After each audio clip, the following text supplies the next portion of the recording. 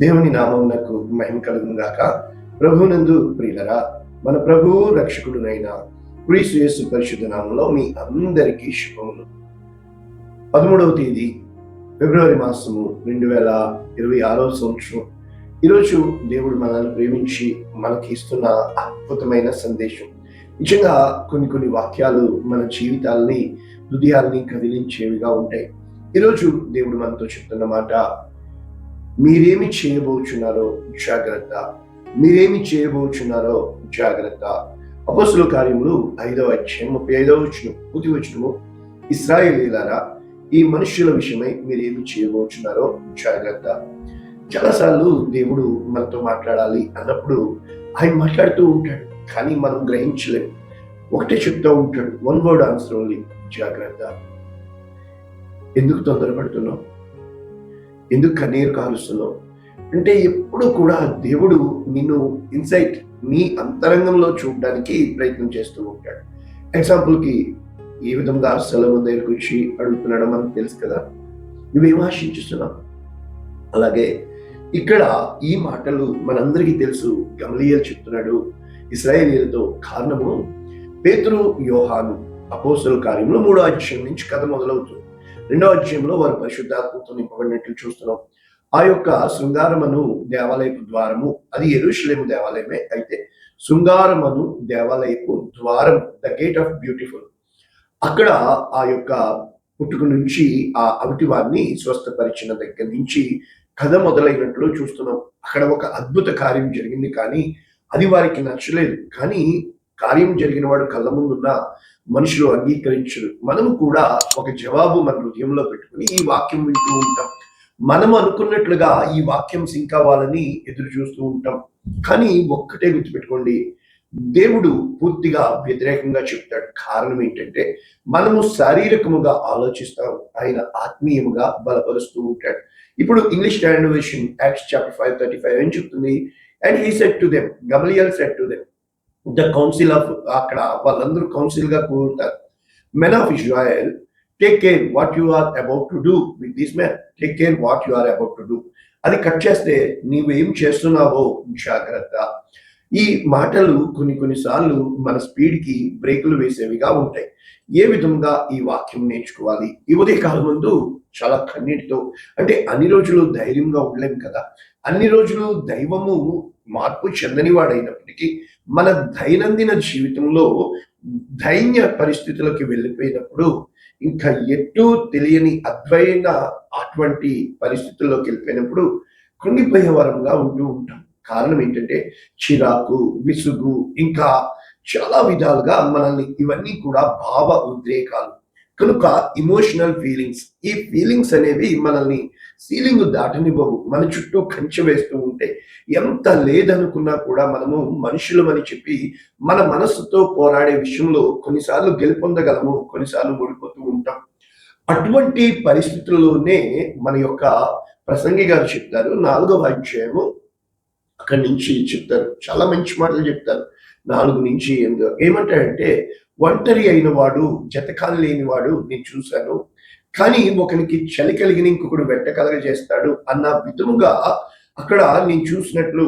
అంటే ప్రసంగి రాస్తున్నాడు. నిజంగా కొన్నిసార్లు మనము బలహీన పడినప్పుడు నిజంగా బలపరిచే స్నేహితులు ఉన్నారా అంటే, ఉంటే ఈ బాధ ఎందుకు? ఒకవేళ ఉన్నా మాబోటోళ్ళని చెప్పిన ఆ సందర్భంలో ఆ మాట ఎక్కదు.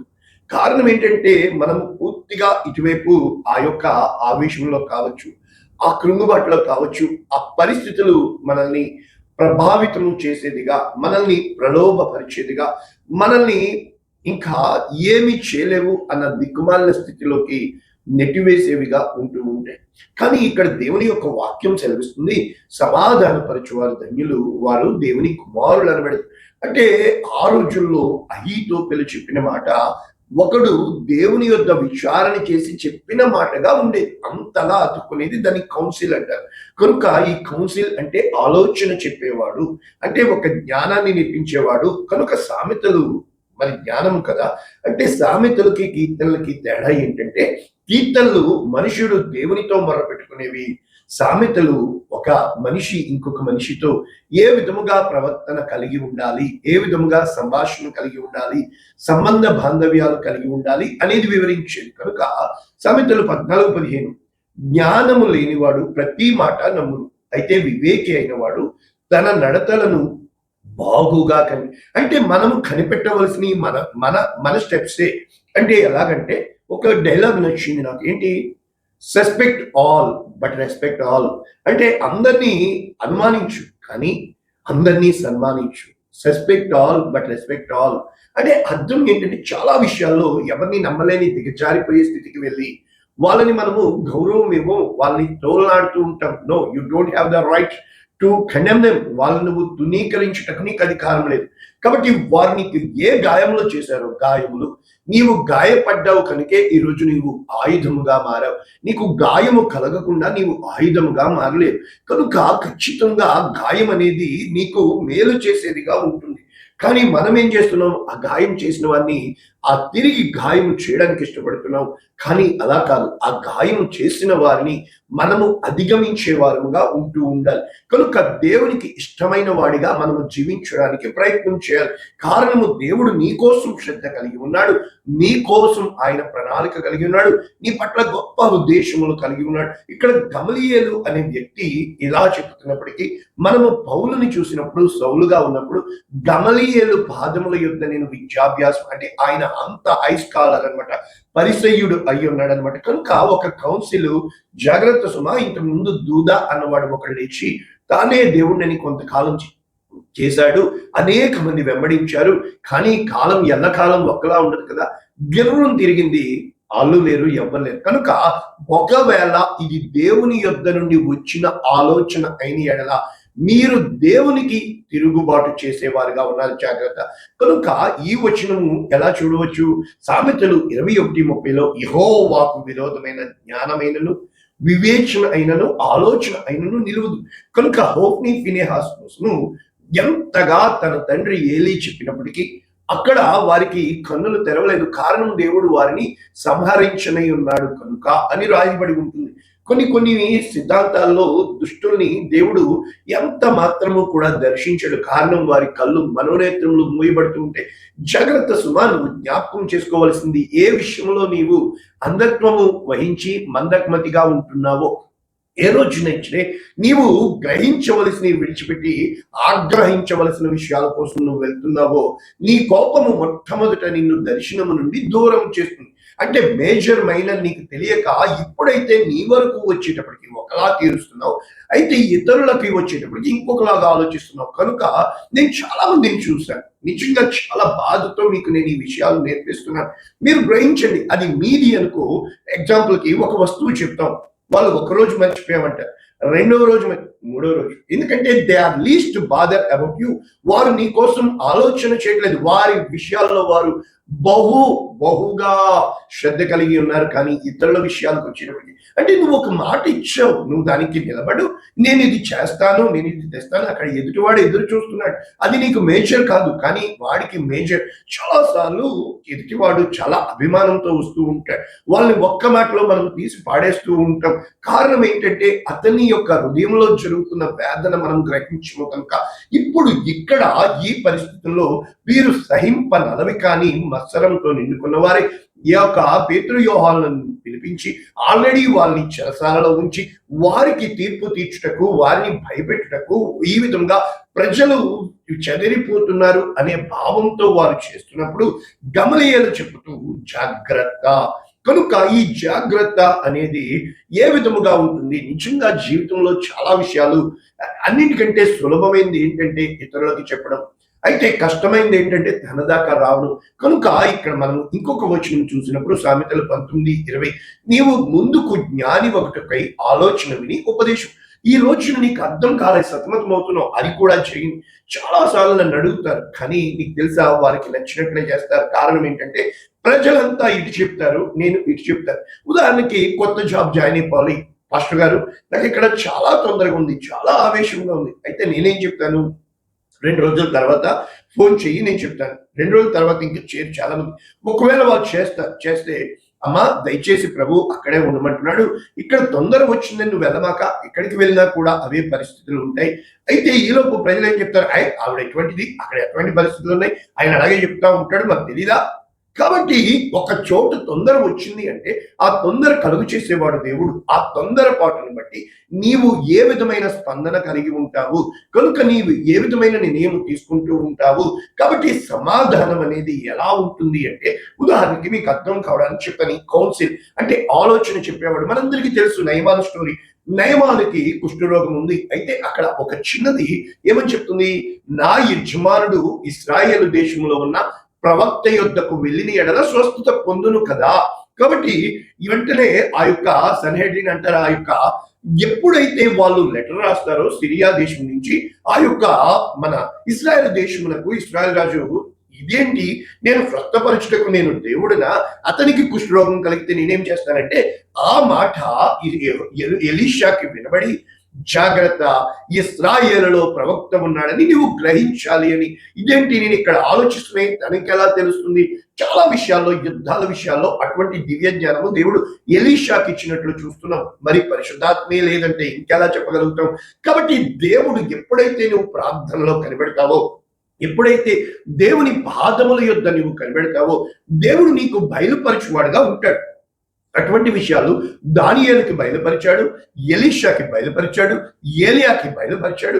ఇంకా ప్రవక్తలు అనేక మందికి నీవు పోయి ఇలాగు చెప్పుము, నీవు ఏమనుకుంటున్నావు అని చెప్పి చెప్పమని యెషయాకి సైతము ఎంతో మంది ప్రవక్తలని దేవుడు వాడుకున్నట్లుగా మనం రాజుల గ్రంథం అంటే, ప్రవక్తల గ్రంథం అంటే మనం ప్రవచనాలుగా చూస్తాం. కాదు, ఆనాడు జరుగుతున్న కీడు నుండి వారికి తప్పించటకు, హెచ్చరించటకు దేవుడు మధ్యవర్తిని వాడుకున్నట్టు. మధ్యవర్తిని కనుక యెషయా 59:16 ఏం చెప్తుంది, సంరక్షకుడు లేకపోవుట ఆయన చూచెను, మధ్యవర్తి లేకుండా చూచి ఆశ్చర్యపడెను, కనుక ఆయన నీతి. అంటే మధ్యలో రెచ్చగొట్టే వాళ్ళు ఎక్కువ కానీ, తప్పుదారి పఠించే వాళ్ళు ఎక్కువ కానీ, జాగ్రత్త సుమా, ఇలా చేసి దేవునికి విరోధముగా దేవుని దర్శనములో నుండి నువ్వు తొలగిపోతున్నావు. దేవుడు నిన్ను పరీక్షించాలనుకున్నాడు, పరిరక్షించుటకు ఆయన సామర్థ్యము కలిగిన దేవుడు అని చెప్పే వాళ్ళు నేను చూడలేదు. నిజంగా నేను చెప్తున్నాను, ముఖ్యంగా స్త్రీలలో నేను చూడలేదు. మీరు వాక్యం వింటున్నా నేనేం చేయలేను. కారణము అభిమానము అనేది మన కళ్ళకు గుడితనము కలుగు చేస్తూ ఉంటుంది. ఇది సెల్ఫ్ రెస్పెక్ట్ అంటారు. నేను కొంతమంది ప్రొఫైల్ చూసాను, self respect. No, yaar, it is not your self-respect, but it is that God who wants to give you the respect. నేను నీ నామమును ఘనపరచెదను. కాబట్టి ఇక్కడ దేవుని యొక్క వాక్యం సెలవిస్తుంది. ఎప్పుడైతే నయమాను ఈ యొక్క ఎలీషా దగ్గరికి వచ్చాడో, ఎలీషా ఇంటిలోంచి కూడా బయటికి రాకుండా పోయి ఆ యొక్క యోర్దాను నదిలో 7 మార్లు మునగమంటాడు. అంతే. ఇతను చాలా ఉగ్రత పడి, బహు కోపపడి, రాజులు ఆ యొక్క 2వ గ్రంథము 5వ అధ్యాయము 13వ వచనం, అతడు నా దగ్గర నదులు లేదా, నా దగ్గర ఏవి లేవా, అతను కనీసం నా దగ్గరికి రాలేదు, ప్రార్థన చేయలేదు, నన్ను పలకరించలేదు, తన దేవుని నామమున ఏమీ చేయలేదు అని చెప్పి బహు కోపపడి వెళ్ళిపోతుండగా, చాలా సార్లు మన అద్భుతాలు పోగొట్టుకోవడానికి కారణం కోపం. అప్పుడు అతని దాసులలో ఒకడు వచ్చి, నాయనా, ఆ ప్రవక్త ఏదైనా గొప్ప కార్యం చేయమని నియమించి, ఎప్పుడైనా ప్రజలకు ఇంత పట్టరా, నల్ల పొడి పట్టరా, నిమ్మకాయలు పట్టరా చేసేస్తారు. ఎందుకు అంటే ప్రజలు గుడ్డిగా నమ్ముతారు. కానీ మనము ఉచితంగా ఇవ్వాలి కనుక ఎవ్వరికి నమ్మం కుదరదు. కారణము 10 రూపాయల టాబ్లెట్ తీసుకుంటే నీకు రోగం తగ్గదు. అదే 1000 రూపాయల టాబ్లెట్ అయితే ముందే తగ్గిపోతుంది. కారణం ఏంటంటే 1000 రూపాయలు కదా, అందుకు తగ్గిపోతుంది అనమాట. కనుక నీవు చేయకుందువా? ఆయన ఏం చెప్పాడు? జస్ట్ స్నానం చేయమన్నాడు. మరి దానికంటే ఇది మేలు కాదా అని చెప్పినప్పుడు వెళ్ళి ప్రయత్నం చేస్తాడు, స్వస్థత పొందుతాడు. ఇటువంటి వాళ్ళు ఈ రోజుల్లో లేరు. వాళ్ళకి నచ్చదు. ఇంకా నేను నా అనుభవంలో చూస్తున్న రెచ్చగొట్టేసేవాళ్ళు. కానీ నీకు తెలుసా, వాళ్ళు ఎవ్వరు నీతో ఉంటారు. ఏ రోజునైతే దేవుడు నీకు దేవుడుగా అవుతాడో, మనిషి మాట, ఎగ్జాంపుల్కి దైవ నీతి దేవుణ్ణి నమ్మడం, మనుష్య నీతి మనిషిని నమ్మడం, రాజనీతి రాజులను నమ్మడం, అయితే నిన్ను నీవు నమ్ముకోవడం స్వనీతి. ఏ రోజునైతే మనము ఇవన్నీ మెచ్యూరిటీ కలిగి ఉంటామో, ఇక్కడ ఇంకొకటి చూసినప్పుడు యోనాతాను ఎప్పుడూ కూడా దావీదుకి ఇటు తన తండ్రి సౌలుకి ఎంతగా తను బ్రిడ్జిగా, అంటే గోడలు కట్టే వాళ్ళు ఎక్కువైపోయారు కానీ వంతెనలు కట్టే వాళ్ళు తక్కువైపోయారు కదా, ఇతను సమాధాన కారకుడిగా తన స్నేహితుడి కొడుకు. అయితే ఒక రోజున భయంకరమైన ఆ యొక్క వినరాని మాటలు తన స్వంత కుమారుడిని యోనాతానుని సౌలు తిట్టుతూ, సమూయేలు మొదటి గ్రంథము 20వ అధ్యాయం 31వ వచనం, యెష్షయి కుమారుడు భూమి మీద బ్రతికినంత కాలము నీకైనను నీ రాజ్యమునకైనను స్థిరత కలుగదు కాబట్టి అని చెప్పి, అర్థం ఏంటంటే తనకి తెలుసు, కానీ తనకంటే కూడా తను స్నేహము చేసిన తన యొక్క స్నేహితుడు, తాను ప్రేమించిన తన యొక్క ప్రియాతి ప్రియమైన వాడు తను బాగుండాలనుకుంటున్నాడు. ఇది నిజమైన ప్రేమ. నిజమైన ప్రేమ ఇప్పుడు త్యాగం చేస్తుంది.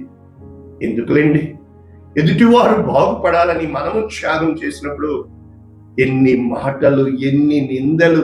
మనుషులకు ఎప్పుడు అబద్ధం నమ్ముతారు తెలుసా? ఒకసారి ట్రై చేసి చూడు. నిజము చేదుగా ఉంటది, అబద్ధము తీయగా ఉంటది. అబద్ధము పెయిన్ కిల్లర్, నిజమైనది సర్జరీ, ఆపరేషన్ చేసి ఆ వూండ్ లోపల కారణమైన దాన్ని తీయాలి. కాబట్టి ఈ రోజున వాక్యం విన్న నీవు, గమలీయేలు చెప్తున్నాడు, ఏమి చేయబోతున్నారో జాగ్రత్త.